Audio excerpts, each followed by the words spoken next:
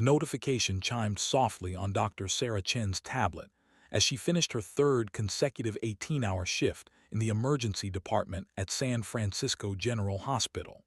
Her tired eyes, rimmed with dark circles from months of relentless work, focused on the holographic display floating above her device. The message bore the official seal of the Galactic Medical Academy, a symbol she recognized from xenobiology journals but never imagined would appear in her personal correspondence. Sarah's heart hammered against her ribs as she read the acceptance letter. 6 months ago, submitting that application had felt like throwing a message in a bottle into an infinite ocean.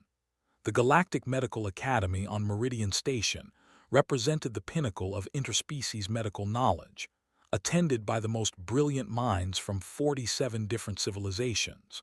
No human had ever been admitted, let alone graduated from their programs.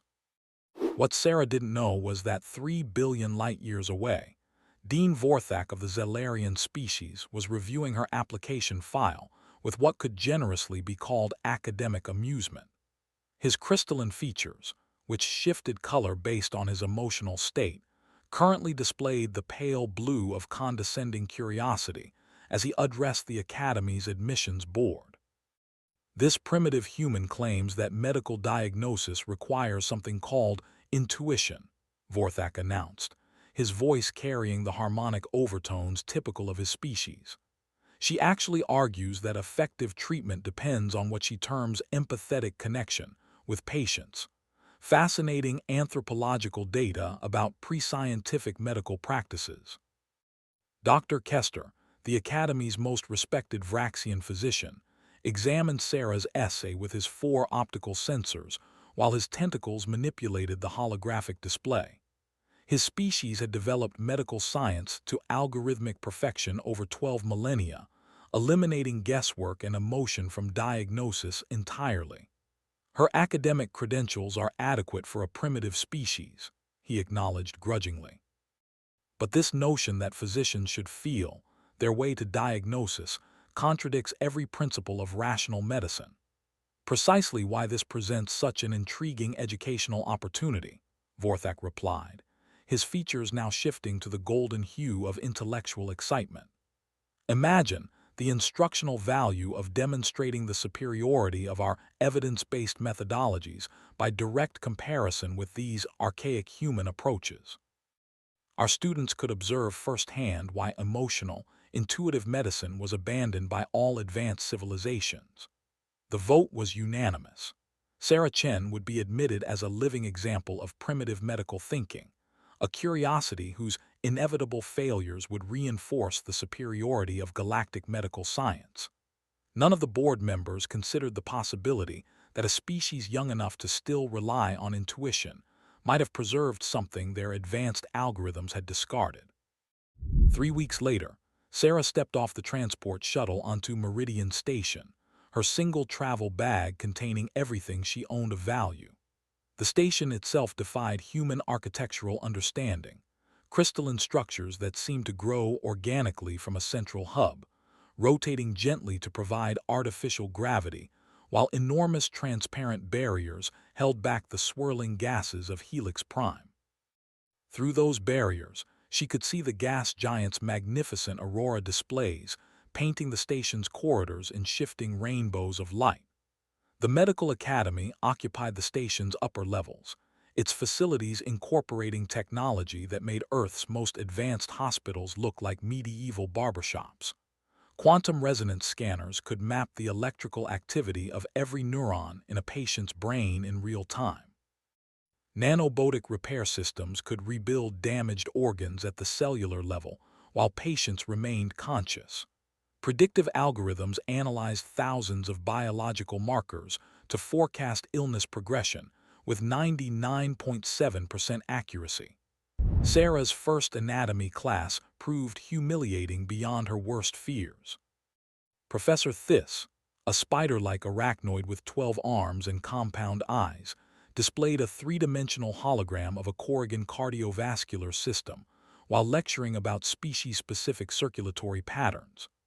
The lecture delivered information at superhuman speed, covering biochemical pathways, electromagnetic field interactions, and quantum-level cellular processes that human medicine had barely begun to understand.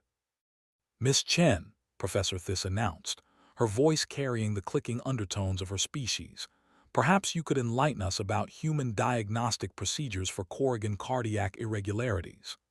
Sarah stared at the holographic heart, its alien geometry and pulsing energy fields utterly foreign to everything she knew. On Earth, she would have started by observing the patient's color, breathing patterns, and general demeanor. She would have listened to their story, noted inconsistencies or concerns, and built a clinical picture through careful observation combined with diagnostic tests. Here, that approach seemed laughably primitive. "I would begin by examining the patient's overall presentation," Sarah said carefully, "looking for signs of distress, changes in behavior, or—" the classroom erupted in the various sounds different species made to express amusement. Professor Thiss's compound eyes glittered with what Sarah recognized as academic condescension.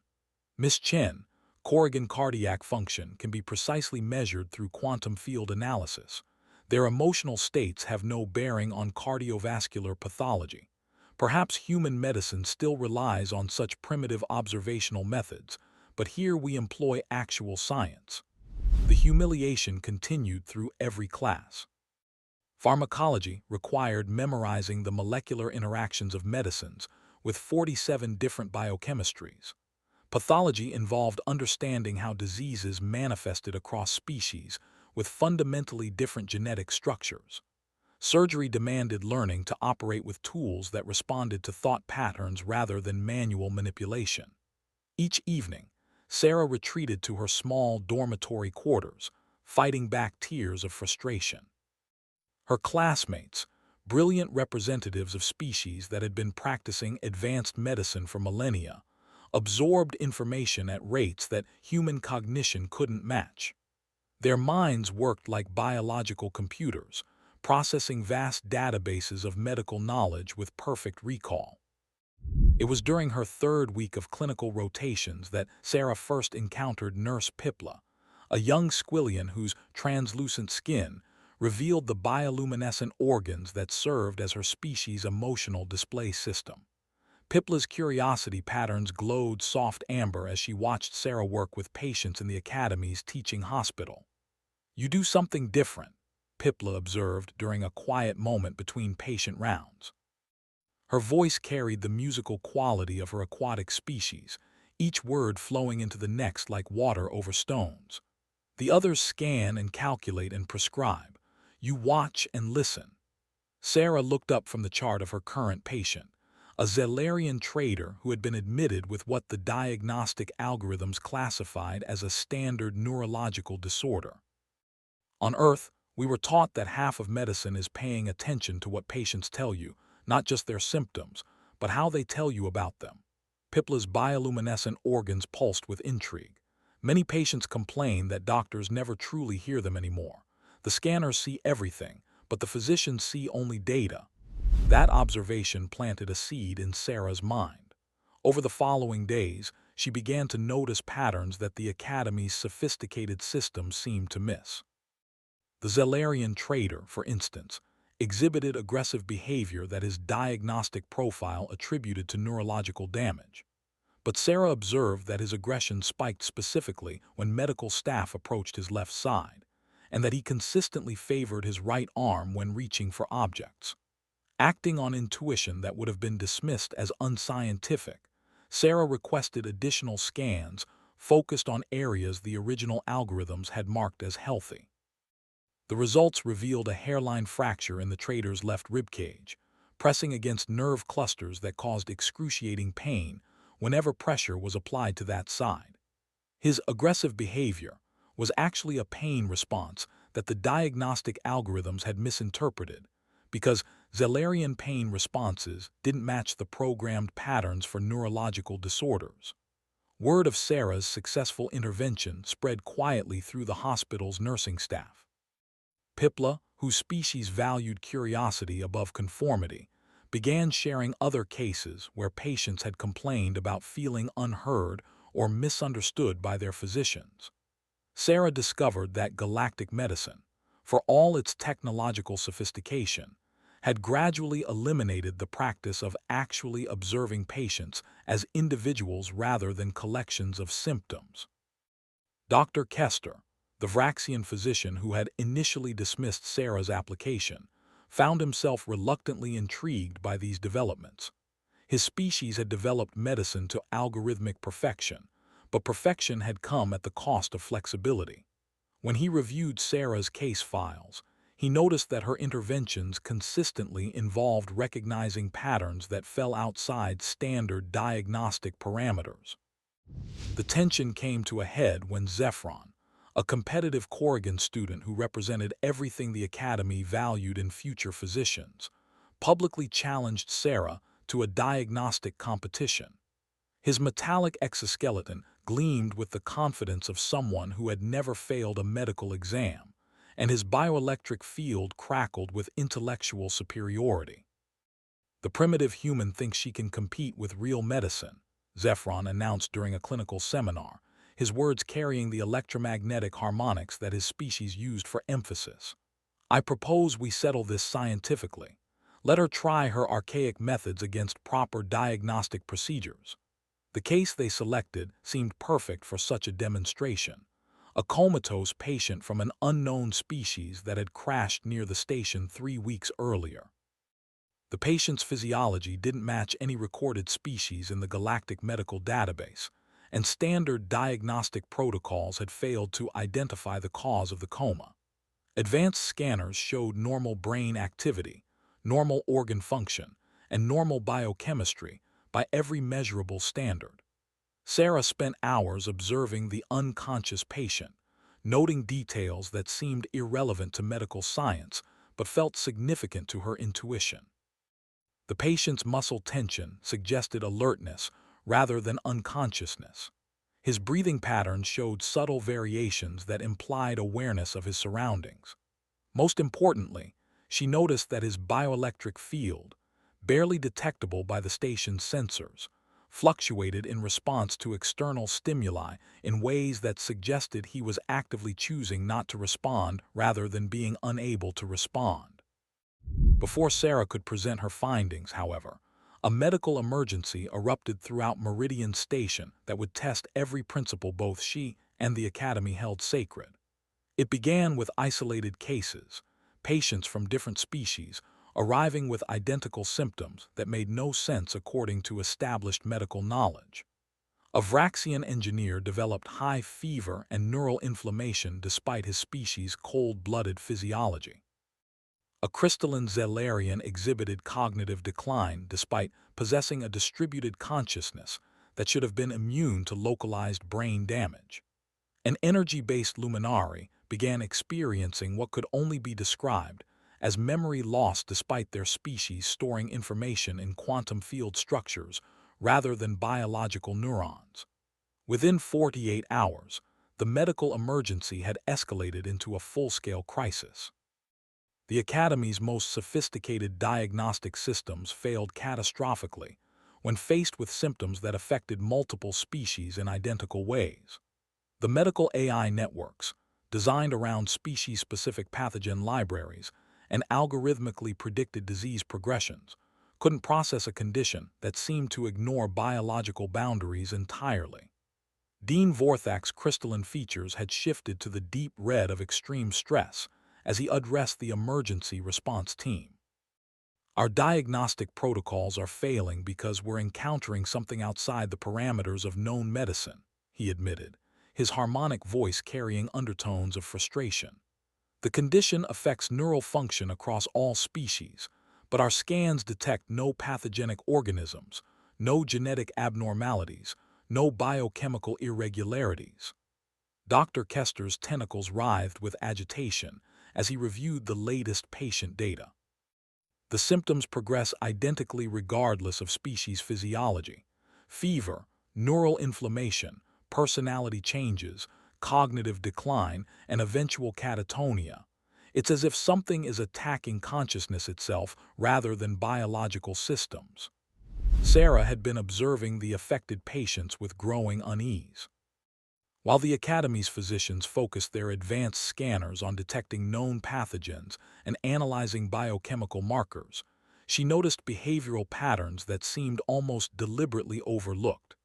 Every affected patient exhibited the same sequence of personality changes before cognitive decline: increased aggression, followed by paranoia, then gradual withdrawal from social interaction. More significantly, she observed that patients who recovered, and there were a few, all reported identical dream experiences during their illness. They described dreams of being pursued by shadow-like entities that fed on their thoughts and memories. The medical staff had dismissed these reports as fever-induced hallucinations, but Sarah recognized a pattern that transcended species boundaries. The breakthrough came when Sarah was reviewing historical records of Earth's own medical mysteries. Human folklore contained numerous references to psychic parasites, entities that fed on mental energy rather than biological tissue. These legends had been dismissed as primitive superstition, but they described symptoms remarkably similar to what the Academy was now encountering. Working with Pip'la and a grudgingly cooperative Dr. Kester, Sarah developed a hypothesis that challenged every principle of established galactic medicine. What if they weren't dealing with a biological pathogen at all? What if the mysterious illness was caused by some form of psychic parasite that attacked consciousness rather than physical systems? The theory explained why conventional medical scans found nothing abnormal. They were designed to detect physical threats, not entities that existed in the realm of thought and perception. It also explained why the condition affected all species identically despite their radically different physiologies, because consciousness itself might be a universal constant that transcended biological boundaries. Testing this hypothesis required abandoning algorithmic diagnostic procedures in favor of something the Academy had never attempted: empathetic connection with patients. Sarah proposed using human meditation techniques combined with alien neural feedback technology to create a direct mental link between physician and patient. The approach would allow doctors to experience the psychic parasite's presence firsthand and develop targeted countermeasures.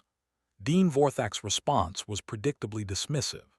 "You're suggesting we abandon scientific medicine in favor of mysticism," he declared, his crystalline features now pulsing with the orange hue of indignation. "These psychic parasites exist only in primitive folklore. Real medicine deals with measurable phenomena, not supernatural speculation." But as the mysterious illness spread beyond Meridian Station to other worlds, political pressure mounted for any solution that might contain the crisis. The Galactic Medical Council authorized Sarah's experimental approach as a last resort, despite widespread skepticism about its theoretical foundations.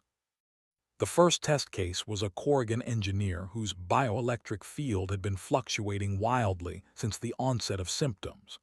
Using a combination of human mindfulness techniques and Squillian empathic resonance technology, Sarah established a limited mental connection with the patient. What she experienced defied everything she thought she understood about medicine.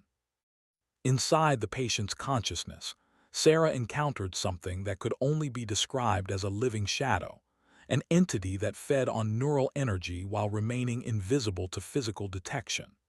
The creature existed in the spaces between thoughts, growing stronger by consuming memories and emotional connections until its host became an empty shell. More importantly, Sarah discovered that the entity could be weakened through focused mental resistance combined with targeted electromagnetic pulses that disrupted its quantum coherence. The treatment required the physician to literally fight alongside the patient's consciousness, using empathy and willpower as medical tools. The successful treatment of the Corrigan engineer provided proof of concept that sent shockwaves through the Academy's established medical hierarchy. Sarah's approach had achieved what thousands of hours of algorithmic analysis couldn't accomplish: actual communication with and treatment of a previously undetectable pathogen. Working around the clock with an expanding team of physicians willing to attempt her revolutionary methods, Sarah developed protocols for treating the psychic parasite infection. The procedures combined advanced alien neurotechnology with human psychological techniques, creating a hybrid approach that required doctors to engage with patients as conscious beings rather than biological systems. The plague was gradually contained and eventually eliminated, but its impact on galactic medicine proved far more lasting than the crisis itself. The Academy's board found themselves forced to acknowledge that their purely algorithmic approach, while technologically sophisticated, had fundamental limitations when dealing with phenomena that transcended purely physical boundaries. Dr. Kester, who had spent months observing Sarah's methods, presented a formal report to the Academy's governing council that would reshape medical education throughout the galaxy. The human approach to medicine incorporates variables that our algorithms never considered, he admitted, his tentacles gesturing with newfound respect. Consciousness, emotion, and intuitive pattern recognition represent diagnostic tools that we abandoned in our pursuit of technological perfection. The transformation was gradual but inevitable. Sarah found herself appointed as the Academy's first professor of intuitive medicine, tasked with developing curricula that combined advanced alien technology with human observational techniques. Students from dozens of species began learning skills that their civilizations had discarded millennia ago: active listening, empathetic connection, and pattern recognition based on subtle behavioral cues. 5 years later, Sarah stood before a graduating class that represented the future of galactic medicine. The students had mastered both quantum diagnostic scanners and the art of reading a patient's emotional state through body language. They could program nanobotic repair systems and also recognize when a patient's refusal to make eye contact indicated depression rather than physical illness. Pip'la, now Sarah's teaching assistant and the Academy's leading expert on interspecies empathic medicine, addressed the graduates with bioluminescent organs glowing the deep blue of satisfaction. You have learned to use technology as a tool for understanding rather than a replacement for observation, she told them. Remember that behind every set of symptoms is a conscious being whose experience matters as much as their biochemistry. Dean Vorthak, whose attitude toward human medicine had evolved from condescension to grudging respect to genuine admiration, delivered the commencement address. His crystalline features had shifted to the warm golden hue of pride as he spoke about the Academy's transformation. When we first admitted a human student, we intended to demonstrate the superiority of our scientific methods, he admitted to the assembled graduates and faculty. Instead, we learned that true medical science requires both technological precision and intuitive wisdom. Dr. Chen taught us that the most sophisticated scanner in the galaxy cannot replace a physician who truly sees their patients. Sarah watched the graduation ceremony with a mixture of pride and amazement at how far they had all traveled from that first humiliating anatomy class. The Academy now produced physicians who could operate quantum surgical instruments with thought-controlled precision, while simultaneously reading the subtle emotional cues that indicated when a patient was hiding important symptoms out of fear or shame. The mysterious plague had been eradicated not through superior technology alone, but through the recognition that consciousness itself represented a frontier that medicine had barely begun to explore. By combining human intuition with alien innovation, they had created something greater than either species could have achieved alone: a medical philosophy that treated patients as complete beings rather than collections of diagnosable symptoms. As the new graduates dispersed throughout the galaxy to begin their careers, they carried with them a revolutionary understanding of medicine that honored both the precision of science and the wisdom of compassion.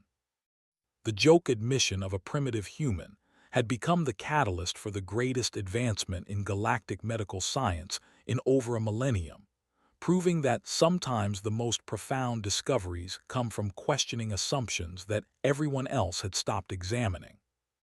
In the end, Sarah's greatest achievement wasn't proving that human medicine could compete with alien technology. It was demonstrating that the combination of multiple perspectives, experiences, and approaches created medical practices more effective than any single species could develop alone.